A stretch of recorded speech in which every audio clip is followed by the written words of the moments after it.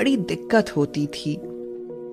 कभी मटर के दाने उसकी चम्मच से निकलकर फर्श पे बिखर जाते, तो कभी हाथ से दूध छलककर मेजपोश पर गिर जाता। बहू बेटे एक दो दिन ये सब सहन करते रहे, पर अब उन्हें अपने पिता की इस काम से चिढ़ होने लगी। लड़के ने कहा, हमें इनका कुछ करना पड़ेगा। बहू ने भी हां में हां मिलाई और बोली, आखिर कब तक हम इनकी वजह से अपने खाने का मजा किरकिरा करते रहेंगे, और हम इस तरह चीजों का नुकसान होते हुए भी नहीं देख सकते। एक दिन जब खाने का वक्त हुआ, तो बेटे ने एक पुरानी मेज को कमरे के कोने में लगा दिया। अब बूढ़े पिता को वहीं अकेले बैठकर अपना भोजन करना था। यहां तक कि उनके खाने के बर्तनों की जगह एक लकड़ी का कटोरा दे दिया गया था, ताकि अब और बर्तन ना टूट फूट सकें। बाकी लोग पहले की तरह ही आराम से बैठकर खाते, और जब कभी कभार उस बुजुर्ग की तरफ देखते तो उनकी आंखों में आंसू दिखाई देते। यह देखकर भी बहू बेटे का मन नहीं पिघलता। वो उनकी छोटी से छोटी गलती पर ढेरों बातें सुना देते। वहां बैठा बालक भी यह सब बड़े ध्यान से देखता रहता और अपने में मस्त रहता। एक रात खाने से पहले उस छोटे बालक को उसके माता पिता ने जमीन पर बैठकर कुछ करते हुए देखा। पिता ने पूछा, तुम क्या बना रहे हो?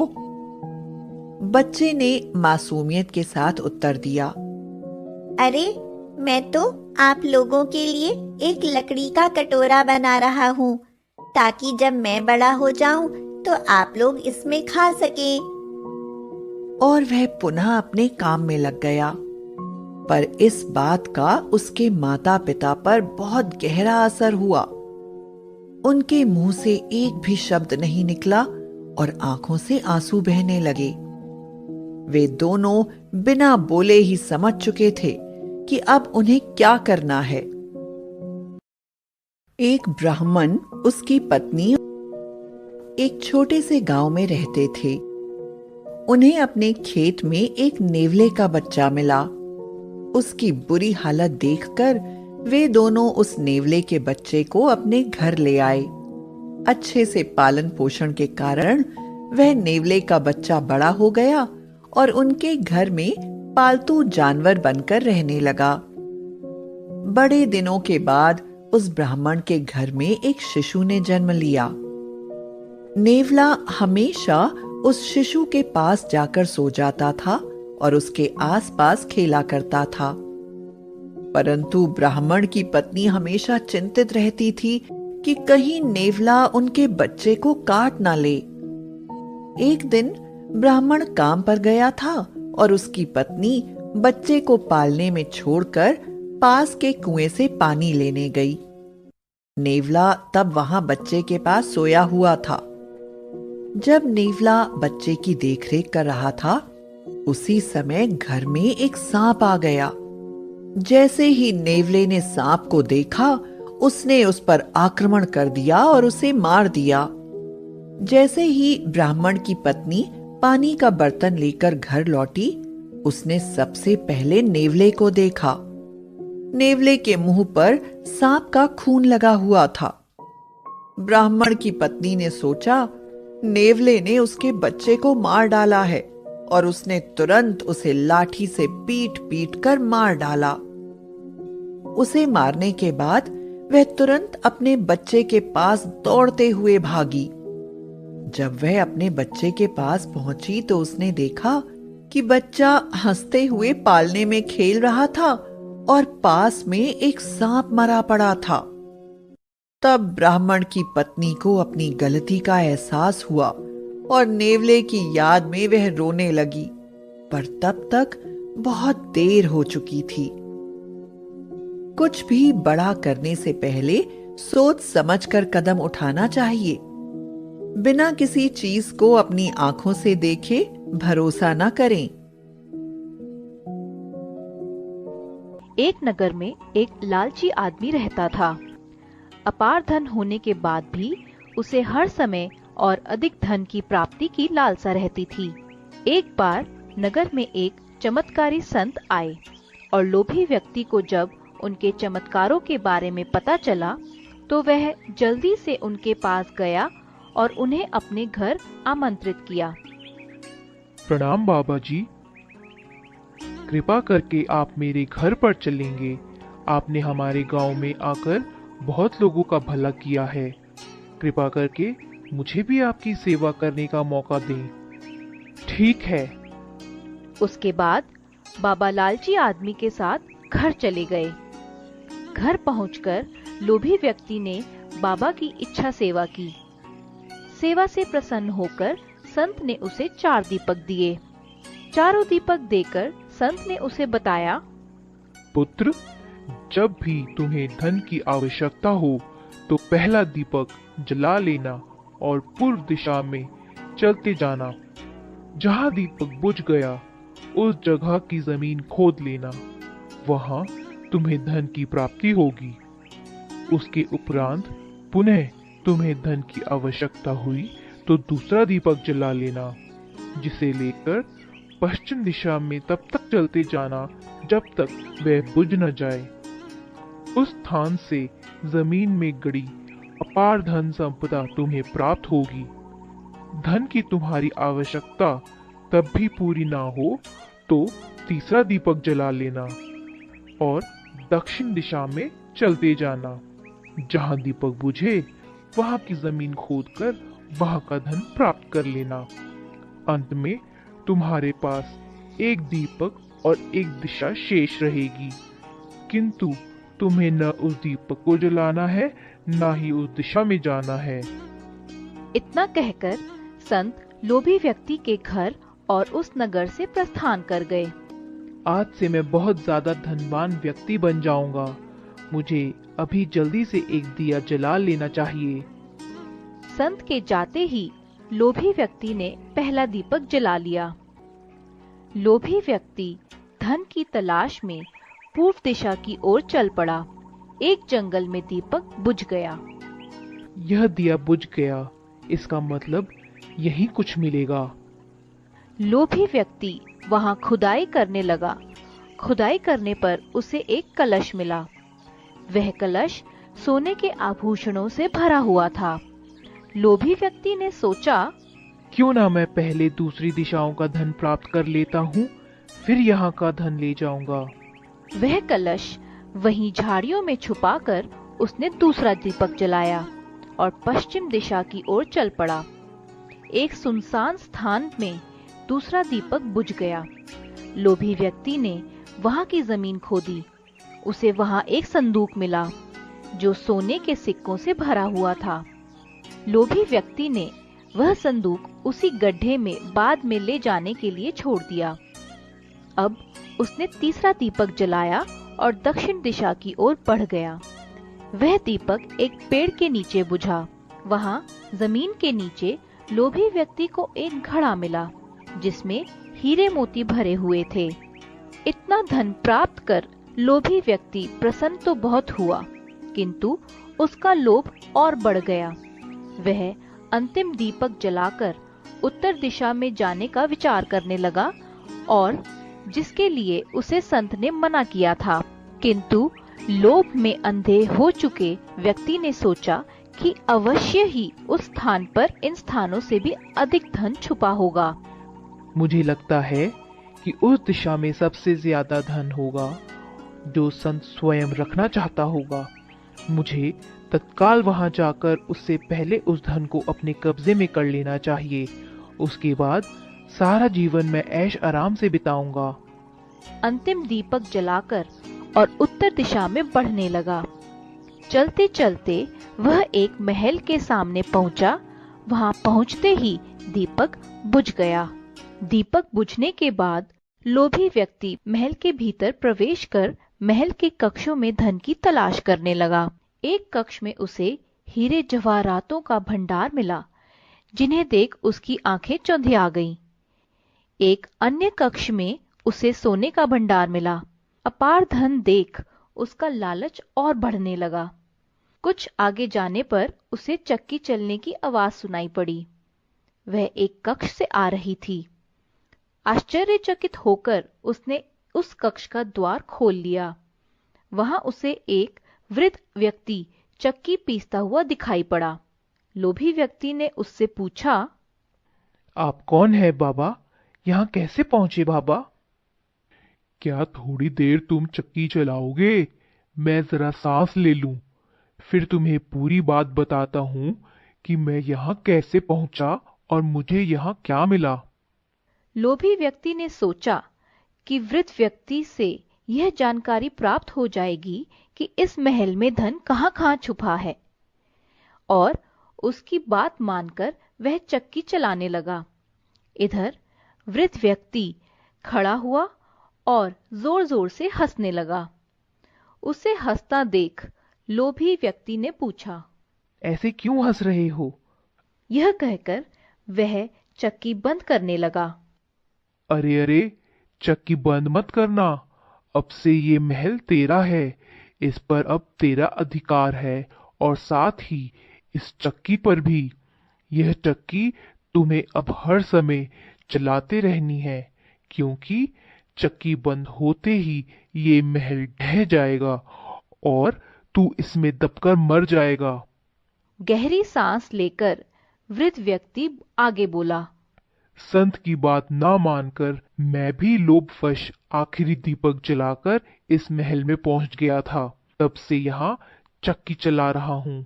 मेरी पूरी जवानी चक्की चलाते चलाते निकल गई।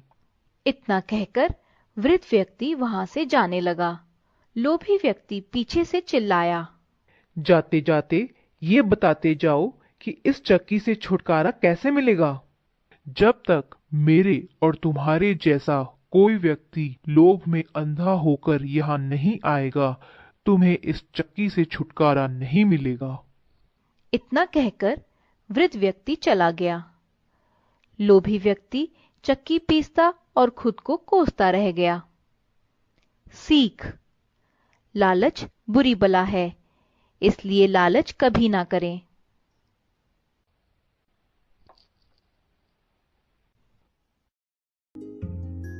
एक समय की बात है, एक नगर में गधे जैसे कान वाला राजा रहता था।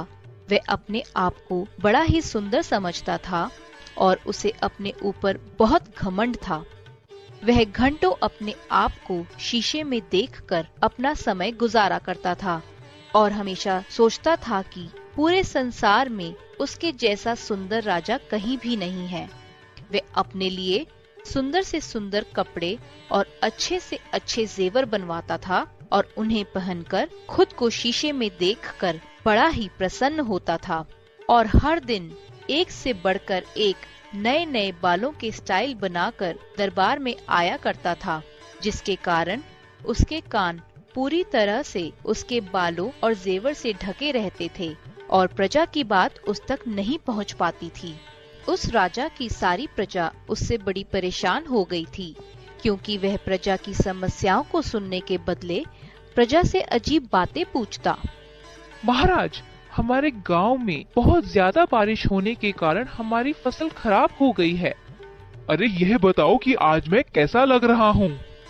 इस राजा की एक कमी थी जो सिर्फ राजा के शाही नाई को ही पता थी। वह बात यह थी कि राजा के कान बिल्कुल गधे के कान जैसे थे और इसके कारण वह अपने तरह तरह के बालों के स्टाइल बनाकर अपने कानों को छुपाता रहता था। शाही नाई का नाम कल्लू था। कल्लू अपने परिवार के साथ जंगल के किनारे एक छोटी सी झोपड़ी में रहता था। उसके साथ उसकी पत्नी भी रहती थी, जिसका नाम था गंगू। कल्लू को हमेशा से डर लगा रहता था कि अगर उसने यह बात किसी को बता दी कि राजा के कान देखने में बिल्कुल गधे के कान की तरह हैं, तो राजा उसे जान से मरवा देगा और अगर उसे नाई के पद से हटा दिया गया तो वह अपने परिवार का पालन पोषण भी नहीं कर पाएगा। क्योंकि कल्लू को राजा के सिवा किसी और से मिलने जुलने का या उसके बाल काटने का भी अधिकार नहीं दिया गया था। राजा के बाल काटने के बाद वे चुपचाप अपनी पत्नी के साथ गांव के किनारे जंगल में बनी छोटी सी झोपड़ी में रहता था। कल्लू इस डर से कि उसके मुंह से ये बात निकल न जाए राजा के कान गधे की तरह हैं, वह खुद भी किसी से नहीं मिलता था। यहाँ तक कि बात छुपाते छुपाते वह ना ठीक से सो पाता था, ना खाना खा पाता था। वह बड़ा ही दुख भरा जीवन बिता रहा था। उसका ऐसा हाल देखकर एक बार उसकी पत्नी गंगू ने कहा, आखिर तुम्हें क्या हो गया है? जब से तुम शाही नाई बने हो, न ठीक से खाते हो, न पीते हो, न ही कहीं जाते हो। ज्यादातर समय हमारे घर के पास बहने वाली नदी को देखने में बिताते हो। पहले जब तुम शाही नाई नहीं थे तो हम ज्यादा खुश रहते थे। कम से कम हम लोगों से मिलते जुलते और अपना समय खुशी से बिताते थे। नाई ने अपनी पत्नी से कुछ भी नहीं कहा। वहां बैठकर चुपचाप पानी को देखने लगा। गंगू बड़ी परेशान हो गई और वह भी कल्लू के साथ बैठी रही। और वहां नदी के किनारे चारों तरफ पेड़ लगे हुए थे। गंगू बोली, मैं तुम्हारी पत्नी हूँ, आखिर क्या परेशानी है? एक बार बताओ तो मैं किसी को नहीं बताऊंगी, विश्वास करो। गंगू, तुम्हें पता है हमारे महाराजा के कान गधे की तरह हैं, लेकिन अगर मैंने यह बात किसी को भी बता दी तो महाराज मुझे मृत्यु दंड दे देंगे। मुझे समझ में नहीं आता कि कहीं मैं किसी के सामने ये बात ना बोल दूं, इसलिए मैं किसी से नहीं मिलता। लेकिन इसके कारण मैं बहुत दुखी हूँ, क्योंकि मुझे अपने मित्रों की बहुत याद आती है। मैं एक एक करके सबको खो रहा हूँ। और कल्लू गंगू के सामने रोने लगा। पेड़ कल्लू की कही हुई सारी बातों को अपने अंदर सोख रहे थे। कल्लू की पत्नी ने वादा किया कि वह ये बात किसी को नहीं बताएगी, लेकिन जल्दी ही वह ये बात किसी न किसी को बताने के लिए बेचैन होने लगी। गंगू एक दिन पेड़ों के पास गई और वहां पर चुपचाप धीरे धीरे पेड़ों को गले लगाकर कहने लगी कि तुम्हें पता है, राजा के कान गधे की तरह हैं। और इस तरह यह बात पेड़ों को बताने के बाद उसका मन शांत हो गया। वह अपने घर वापस आ गई। कुछ ही दिनों में शाही उत्सव आ गया और ड्रम बजाने वाले अपने ड्रम लेकर महल में चारों तरफ खड़े हो गए और जोर जोर से ड्रम बजाने लगे। लेकिन यह क्या हुआ कि ड्रमों के अंदर से एक ही आवाज आने लगी, राजा के कान गधे की तरह हैं, राजा के कान गधे की तरह हैं, राजा के कान गधे की तरह हैं। राजा यह सुनकर बहुत डर गया। उसने तुरंत ही शाही नाई को बुलाया। कल्लू ने राजा को सारी बात बताई और कहा उसने यह बात पेड़ों के सिवाय किसी को नहीं कही। राजा ने ड्रम बजाने वालों से पूछा। राजा को सारी सच्चाई का पता चल गया। वे जान गया कि उसकी सच्चाई को पेड़ों ने अपने अंदर सोख लिया है। और जब उससे ड्रम बनाया गया तो ड्रमों की लकड़ियां यह आवाज निकालने लगी। इससे पहले कि वे नाई या ड्रम बजाने वालों को सजा देता, राज्य के मंत्री ने कहा, इससे कोई फर्क नहीं पड़ता कि राजा के कान कैसे हैं। अगर राजा प्रजा को प्यार करता है और उसकी सारी मुसीबतों को दूर करता है। राजा को सारी बात समझ में आ गई और उसके बाद वह संसार का सबसे अच्छा राजा बना। उसकी प्रजा को फिर कभी कोई दुख नहीं हुआ और किसी को यह याद भी नहीं रहा कि राजा के कान गधे की तरह हैं। हमें अपने काम को दिल से और सच्चाई से करना चाहिए, तब ही हम लोगों की नजरों में अच्छे इंसान बन पाएंगे, चाहे हम में कितनी भी खामियां क्यों ना हो।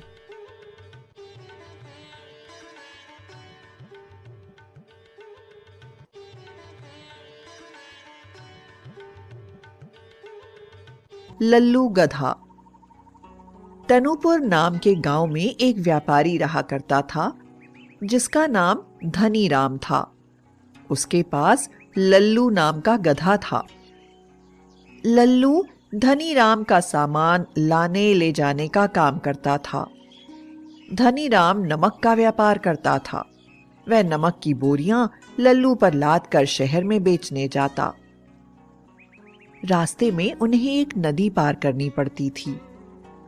एक दिन व्यापारी नमक की बोरियां लल्लू के ऊपर लाद कर शहर की ओर चल पड़ा।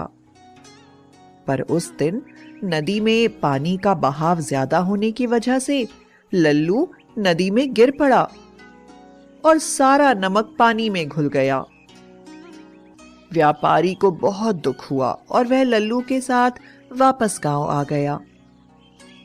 अगले दिन व्यापारी फिर नमक बेचने निकला, परंतु जब दोनों नदी को पार कर रहे थे तो लल्लू फिर से पानी में गिर पड़ा और सारा नमक फिर से पानी में घुल गया। उस दिन भी व्यापारी को बिना व्यापार किए ही वापस अपने गांव लौटना पड़ा।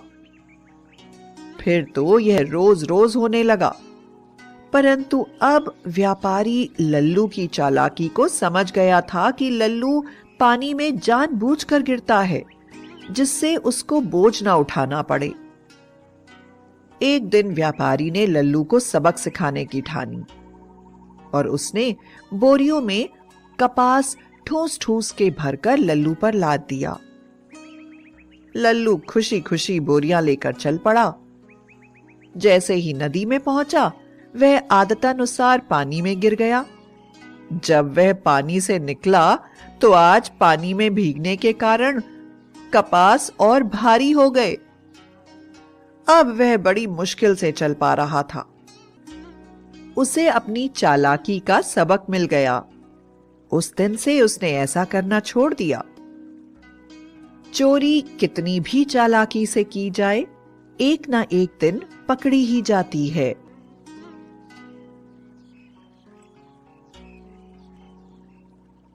पाप या पुण्य।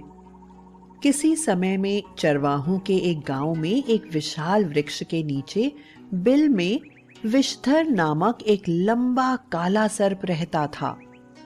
वृक्ष गांव के एक खेत के कोने में था। वहां पर जो भी जाता, विषधर उसे डस लेता और वह व्यक्ति तत्काल ही मृत्यु को प्राप्त हो जाता। सर्प के डर के कारण लोगों ने उधर जाना ही छोड़ दिया। गांव के चरवाहे लड़के जब अपनी गायों को जंगल चराने जाते तो रास्ते में वही खेत पड़ता।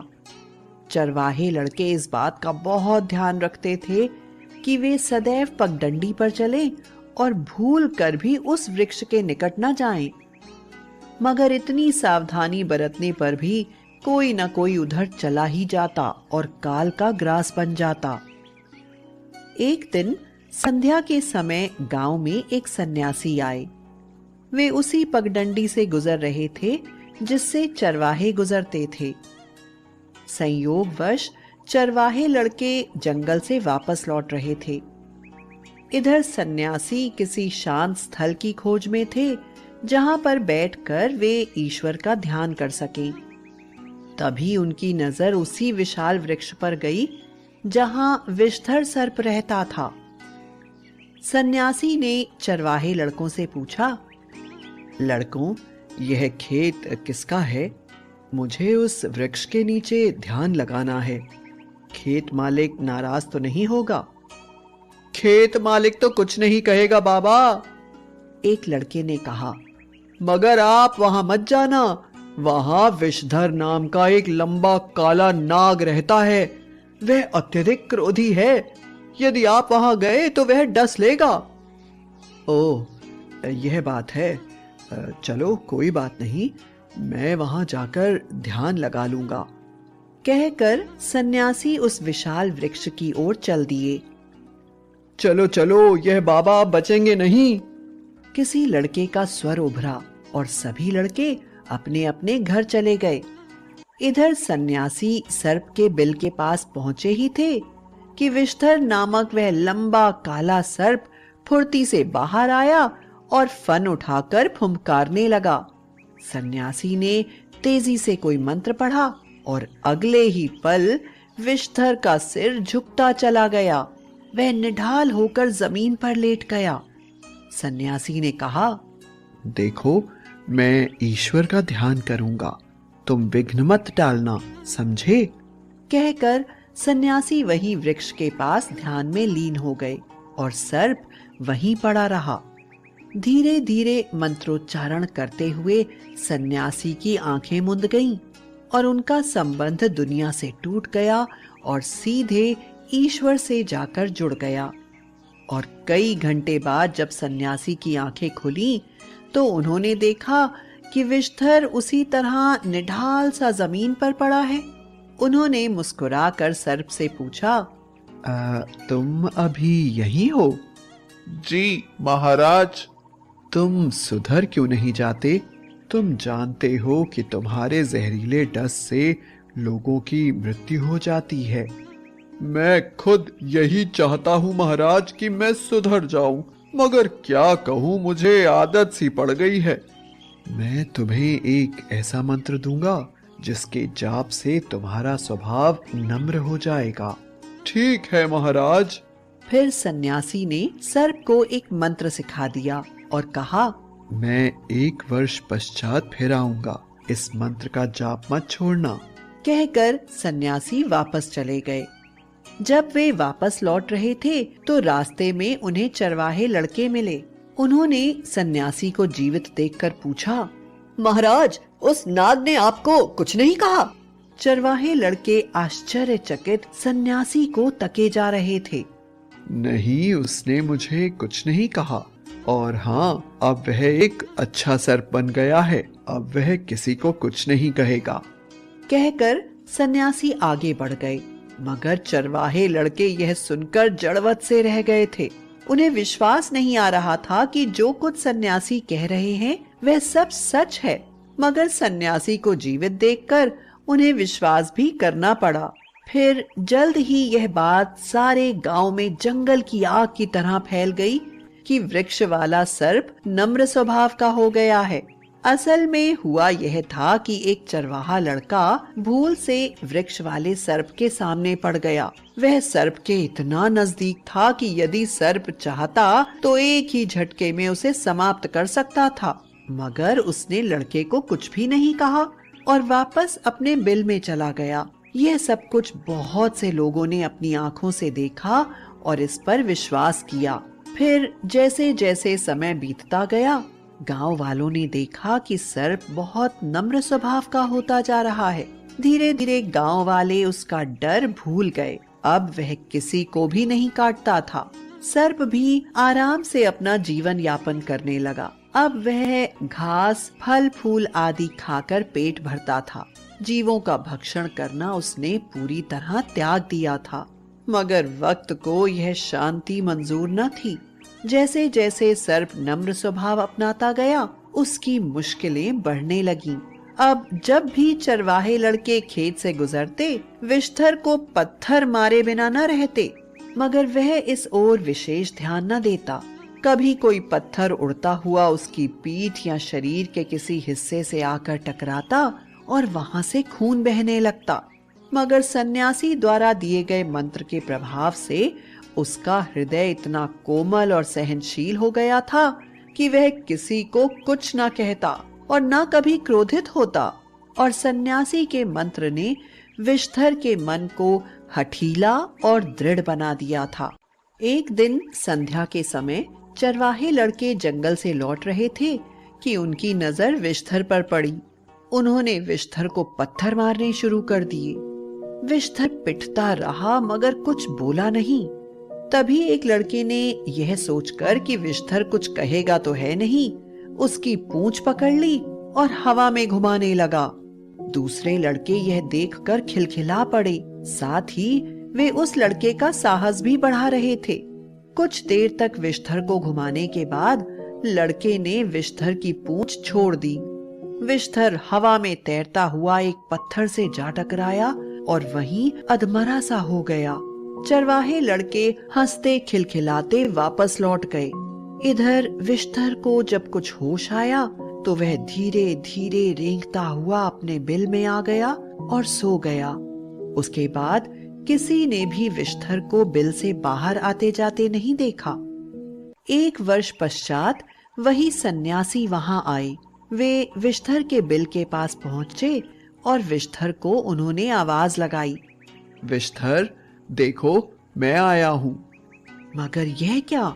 सन्यासी के कई बार आवाज लगाने पर भी सर्प बिल से बाहर ना आया। तब सन्यासी ने अपने तपोबल से सर्प की स्थिति जानना चाही और यह देखते ही वे उदास हो गए कि विषधर अपने बिल में मृत पड़ा है। उन्होंने तपोबल से उसकी मृत्यु का कारण जान लिया। कारण जानते ही वे रोने लगे।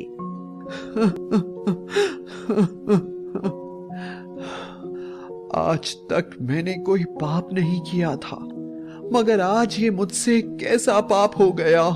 मैं स्वयं भी नहीं कह सकता कि यह पाप है या पुण्य।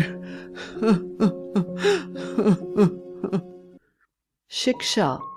मनुष्य जो कुछ करता है उसे अवश्य यह मालूम रहता है कि वह पाप कर रहा है या पुण्य, मगर कुछ काम अनजाने में ऐसे भी कर गुजरता है जिसका उसे स्वयं पता नहीं होता कि अमुक कार्य उसके लिए पुण्य का है या पाप का।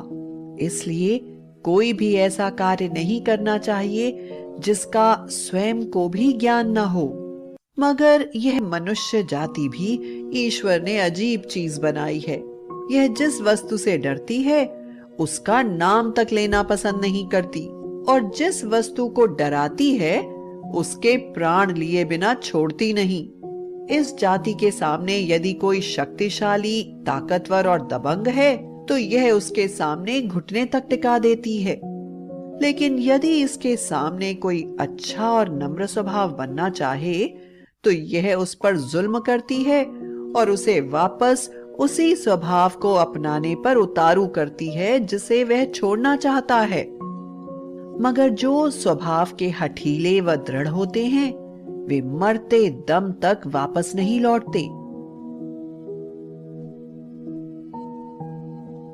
नया साल आने वाला था और क्लास के सभी बच्चों में खुसर पुसर शुरू हो गई थी। सबको पता था कि इस साल भी प्रिंसिपल सर बच्चों के साथ नए साल पर कोई बढ़िया सा आइडिया लेकर आएंगे। क्लास का मॉनिटर दीपेश डस्टर से 10 बार ब्लैक बोर्ड पोंछ चुका था, पर प्रिंसिपल सर ने अभी तक एंट्री नहीं ली थी। जैसे ही उसे गुप्ता सर के साथ प्रिंसिपल सर की आवाज सुनाई दी, वह फिर से ब्लैक बोर्ड साफ करने लगा। प्रिंसिपल सर ने उसे मुस्कुरा कर देखा और क्लास के अंदर आ गए। पहली बेंच पर बैठा हुआ सागर बोला, अगर सर थोड़ी देर और ना आते तो आज हमारा ब्लैक बोर्ड व्हाइट बोर्ड बन जाता। क्लास में इस बात पर एक जोरदार ठहाका गूंज उठा। प्रिंसिपल सर बोले, इस बार नए साल के पहले दिन को हम सब बिल्कुल अलग तरह से मनाएंगे। सभी बच्चे मुस्कुरा उठे। नैना ने तुरंत कहा, सर जल्दी बताइए, हम तो कब से इंतजार कर रहे हैं। इस बार सभी बच्चे अपने पापा और मम्मी के साथ स्कूल आएंगे और सबके मम्मी पापा अपने बारे में थोड़ा थोड़ा बताएंगे। प्रिंसिपल सर की बात सुनते ही सभी बच्चों ने एक बार में ही सहमति दे दी। नैना बोली, सर आपने बहुत अच्छी बात कही। हमारे मम्मी पापा को भी अपने स्कूल के दिन याद आ जाएंगे। प्रिंसिपल सर बोले, तो 1 जनवरी को मैं आप सभी की बैठने की व्यवस्था ऑडिटोरियम में करवा दूंगा। सब टाइम पर पहुंच जाना। मम्मी पापा के साथ उनके अनुभव शेयर करने की बात सुनकर सबको मजा आ गया, पर क्लास में अचानक ही जैसे कोई बुत बन गया था, तो वो था शिबू। शिबू के समझ में नहीं आ रहा था कि अब वह क्या करे। उसकी माँ उसी स्कूल में सफाई का कार्य करती थी। प्रिंसिपल सर ने उनकी सालों की मेहनत और ईमानदारी को देखते हुए शिबू की फीस माफ कर दी थी और किताबों की व्यवस्था भी वह स्कूल में ही करवा देते थे। हर इतवार के दिन शिबू उनके घर जाकर पढ़ता भी था, पर ये बात पूरे स्कूल में किसी को पता नहीं थी। तभी शिबू को क्लास के बाहर माँ झाड़ू लगाती हुई दिखी।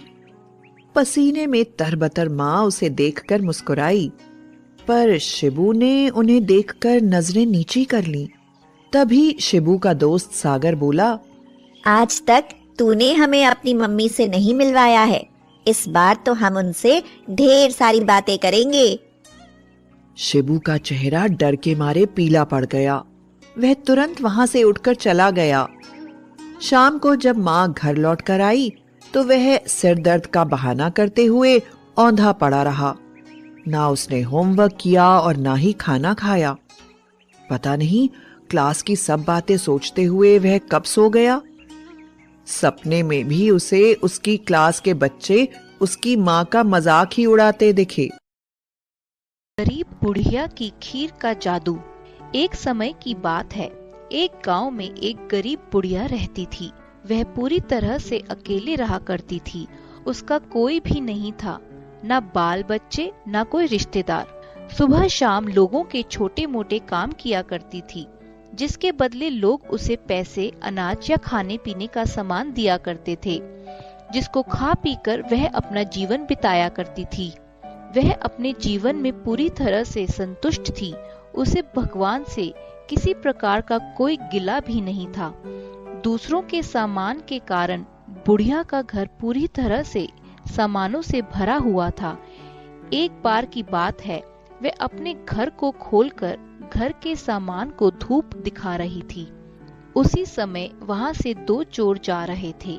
जब उन्होंने देखा कि बुढ़िया के घर में तरह तरह का सामान भरा हुआ है, तो उन्हें बड़ा लालच आया और वे सोचने लगे कि इस घर में तो बुढ़िया अकेली रहती है, क्यों न हम आकर इसके घर को ही साफ कर दें। माना कि सामान पुराना है, लेकिन कुछ तो पैसा मिलेगा और ये बुढ़िया अकेले हमारा कुछ बिगाड़ भी नहीं पाएगी।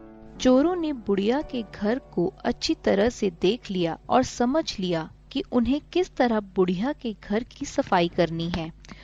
उसके बाद चोर अपने घर वापस चले गए। बुढ़िया बेचारी को सपने में भी ये ख्याल नहीं आया कि उसके घर में भी कभी चोरी हो सकती है। लेकिन उसके घर में तो खुद के उसके कपड़े तक उसके नहीं थे। सब कुछ गांव वाले उसे दिया करते थे, जो वह अपने घर में रख लेती थी। और कुछ दिन बीत गए और एक दिन रात में चोर अपने दो साथियों को लेकर बुढ़िया के घर पहुंच गए। कमाल की बात यह रही कि उस दिन सरपंच ने बुढ़िया को चावल, दूध और चीनी दी थी और बुढ़िया बहुत खुश थी। बुढ़िया ने खुशी खुशी अपने लिए खीर बनाई और खीर बनाकर वह खीर को चूल्हे पे रखकर सोचने लगी कि अभी खीर बहुत ही गर्म है, जबकि थोड़ी ठंडी हो जाएगी तब आराम से खाऊंगी। और अपने बिस्तर पर लेट गई और खीर के ठंडा होने का इंतजार करने लगी। लेटे लेटे उसे नींद आ गई। वह सो गई और जोर जोर से खराटे लेने लगी। चोर बाहर खड़े थे। बुढ़िया के खराटों की आवाज सुनते ही उन्होंने सोचा कि चलो अब रास्ता साफ हो गया है, अब हम आराम से बुढ़िया का घर साफ कर सकते हैं। वह सब जल्दी जल्दी आकर बुढ़िया के घर में सामान तलाशने लगे। परंतु कमाल की बात यही थी कि उन्होंने जो देखा वह बिल्कुल गलत था। बुढ़िया का घर तो सामान से भरा हुआ था, किंतु एक भी सामान साबुत नहीं था। हर सामान टूटा फूटा, पुराना और खराब था। यह चोर बड़े दुखी हुए और बुढ़िया को बहुत गालियां देने लगे। वह बोले, देखो कितनी दुष्ट बुढ़िया है, आराम से सो रही है और हम बेचारे इतनी मेहनत कर रहे हैं। तभी दूसरे चोर की नजर चूल्हे पर रखी खीर पर पड़ी। गरम गरम खीर को देखकर चोर ने कहा, चलो बुढ़िया के घर कुछ और नहीं मिला तो कम से कम खीर तो है। और वह उसको खाने लगे। जब वह खीर खाकर जाने लगे तो उन्होंने थोड़ी सी खीर बुढ़िया के लिए छोड़ दी। पर जब उन्होंने बुढ़िया की तरफ देखा तो उसका हाथ खुला हुआ था, जैसे वो कुछ मांग रही हो। साथ ही उसका मुंह भी खुला हुआ था, जिसे देखकर चोरों ने सोचा कि बेचारी बुढ़िया लोगों से मांग मांग कर अपना जीवन बिता रही है। लगता है बहुत थक गई है और खाने के लिए खीर मांग रही है। आखिर उम्र में है तो हमारी माँ के बराबर ही। बिना कुछ सोचे समझे गरम गरम खीर बुढ़िया के मुंह में डाल दी। गरम गरम खीर मुंह में पड़ते ही बुढ़िया जोर से चिल्लाई, हाय दैया, मार डाला, मार डाला, मार डाला। चीख सुनते ही चोर डर से जल्दी जल्दी छुपने लगे। जिसने मुंह में खीर डाली थी वह ऊपर जाकर छिप गया एक चारपाई के नीचे और एक चारपाई के दाएं। बुढ़िया की चीख सुनते ही गांव वाले बुढ़िया के घर आ गए और पूछने लगे, क्या हुआ माँ? बुढ़िया बोली, मुझे क्या पता, ऊपर वाला जाने। यह सुनते ही ऊपर छिपा हुआ चोर बोला, अरे भला मैं क्यों जानूं? तुम्हारी चारपाई के नीचे छिपा चोर क्यों ना जाने? यह सुनते ही चारपाई के नीचे छिपा हुआ चोर बोला, कि मैं क्यों जानूं? चारपाई के दाएं छुपा हुआ चोर क्यों ना जाने?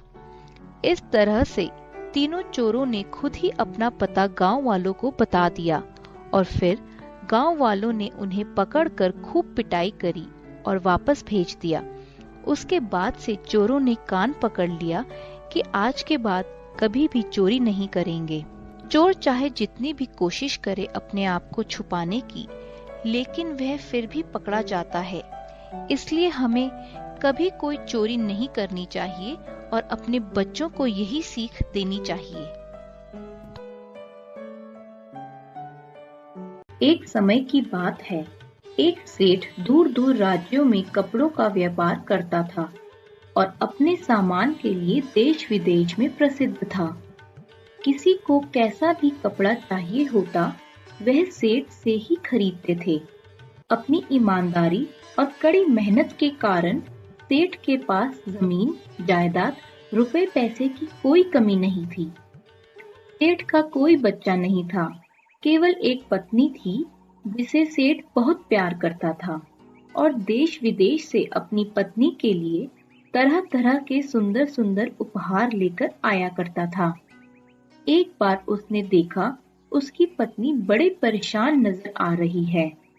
पूछने पर पता चला कि पत्नी के बाल बहुत ज्यादा झड़ रहे हैं। पहले तो सेठ को यह कोई बड़ी समस्या नहीं लगी, किंतु धीरे धीरे सेठ को भी लगने लगा कि उसकी पत्नी के बाल पहले से काफी कम हो गए हैं। सेठ विदेश से अपनी पत्नी के लिए दवाई लाने लगा, किंतु किसी दवाई से भी पत्नी के बाल ठीक नहीं हुए। अब तो सेठ बड़ा उदास हो गया और सोचने लगा, इतना रुपया पैसा होने का क्या फायदा जब मैं अपनी पत्नी का ही इलाज ना करा पाऊं। इस बेचारी के बाल इतनी तेजी से झड़ रहे हैं कि एक दिन यह पूरी तरह से गंजी हो जाएगी और लोग मुझे गंजी का पति कहकर बुलाएंगे।